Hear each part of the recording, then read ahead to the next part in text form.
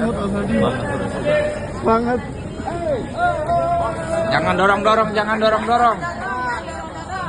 Banget sabar terus. Kami selalu ada yang rasa sendirian, yang rasa pasukan di belakang saya selalu bersama. Pasti dari dimanapun kita selalu sama. Selalu ada Ranggul terus. Apapun yang terjadi, Pak Nadiem pahlawan saya, pahlawan ekonomi saya, tetap di hati. Nadiem masih bebas. Pasti, pasti. Kami yakin, Amin, Pak. amin. Sabar. Amin. Itu pertolongan Allah pasti datang. Mendoakan terus. Semangat, Pak. Oke. Ingat selalu ada kami, Pak. Saya ke rumah sakit yang pasti kabarnya. Siap. Saya yakin Tuhan tidak akan diam. Siap. Tuhan tidak akan Pasti. diam. Amin, amin. Nggak bisa ini kayak gini terus. Mas Hadi lihat ke atas Mas. Berjalan, berjalan. Kasih. Ayo, kasih jalan.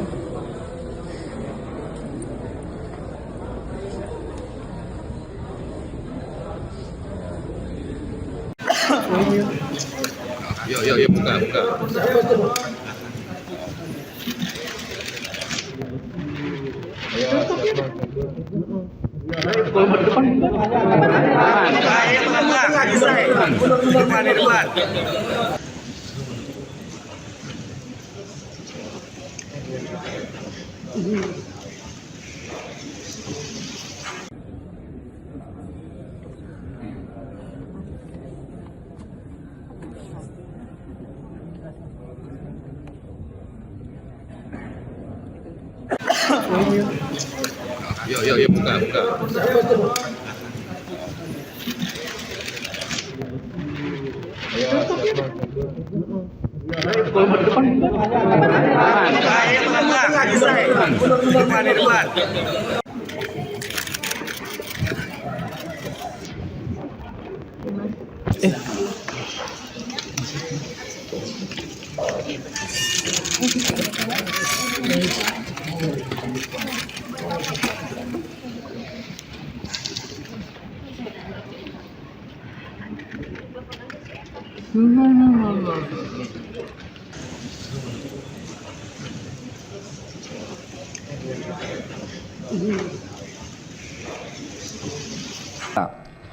Bahwa dari fakta yang terungkap di persidangan yang diperoleh dari keterangan saksi, keterangan ahli, surat keterangan terdakwa, barang bukti dan bukti elektronik dan segala sesuatu yang dapat digunakan untuk kepentingan pembuktian pada pemeriksaan sidang pengadilan sepanjang diperoleh secara tidak melawan hukum dari kepadanya telah terbukti bahwa terdakwa adalah orang mampu bertanggung jawab, artinya sehat jiwanya. Terdakwa melakukan perbuatannya dengan penuh kesadaran terhadap kehendaknya, serta mengetahui akibat-akibat yang timbul dari perbuatannya. Tidak ada alasan pemaaf maupun alasan pembenar bagi perbuatan atau diri terdakwa. Dengan demikian, kepada terdakwa dibebani pertanggungjawab pidana atas perbuatan pidana yang dilakukannya. Dengan kata lain, terdakwa dapat dijatuhi pidana karena kesalahannya. Majelis Hakim yang mulia, tim penasihat hukum yang terhormat, pengunjung sidang pengadilan yang kami muliakan. Sebelum kami sampaikan pada tuntutan pidana atas diri terdakwa, perkenalan kami bukan hal-hal yang kami jadikan pertimbangan mengajukan tuntutan pidana, yaitu hal-hal yang memberatkan. 1. Perbuatan terdakwa tidak mendukung program pemerintah dalam penyelenggaraan negara yang bersih dan bebas dari korupsi, kolusi, dan nepotisme. 2. Perbuatan terdakwa dalam melakukan tindak pidana korupsi di bidang pendidikan yang merupakan sektor strategis pembangunan bangsa telah mengakibatkan terhambatnya kualitas pemerataan pendidikan anak-anak di Indonesia. 3. Perbuatan terdakwa bersama-sama dengan Ibrahim Arif alias Ibam, Sri Wahyuningsi, Mulyasa dan Yudhistan DPO telah mengakibatkan kerugian keuangan negara dalam jumlah yang besar, yaitu 1.568.862.662.716,74 sen dan kerugian keuangan negara akibat pengadaan from device management yang tidak diperlukan dan tidak bermanfaat sebesar $44.054.426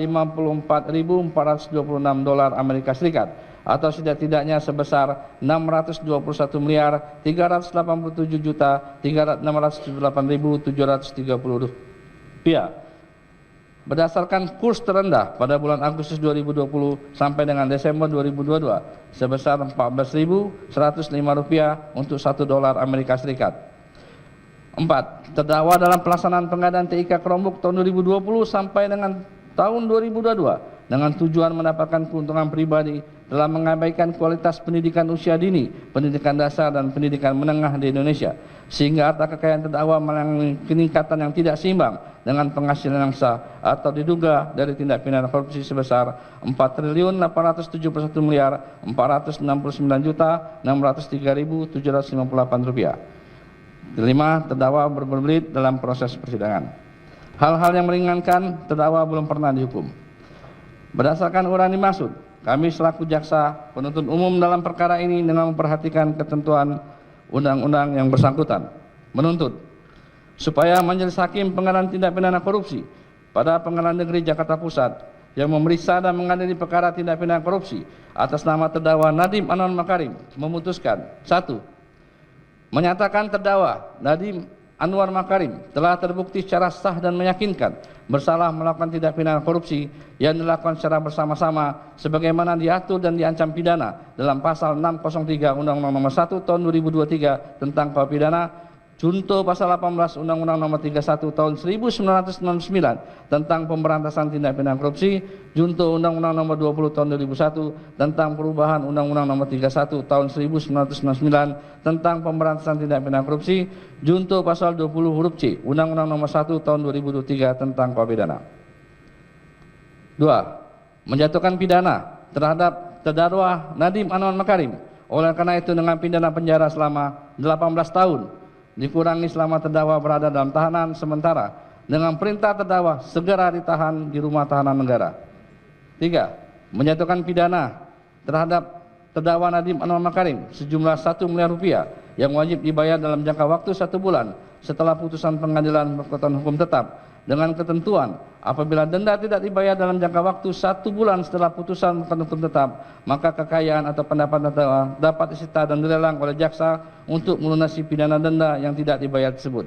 Apabila penyitaan dan pelelangan kekayaan atau pendapat terdakwa tidak cukup atau tidak dimungkinkan untuk dilaksanakan, maka diganti dengan pidana penjara selama 190 hari.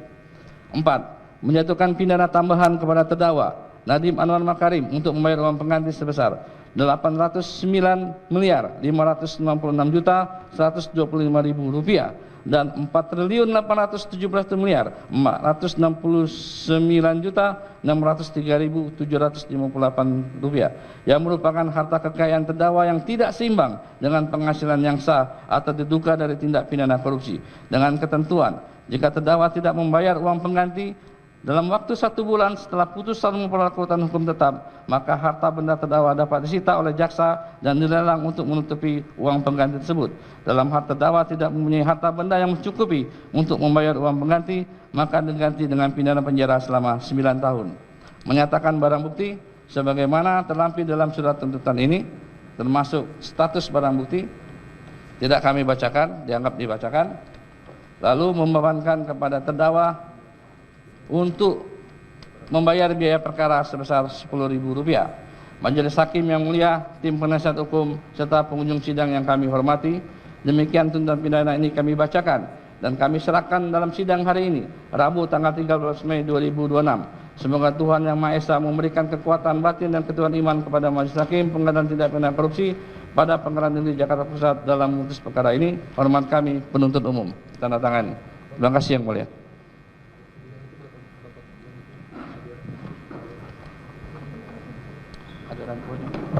Baik, silakan diserahkan.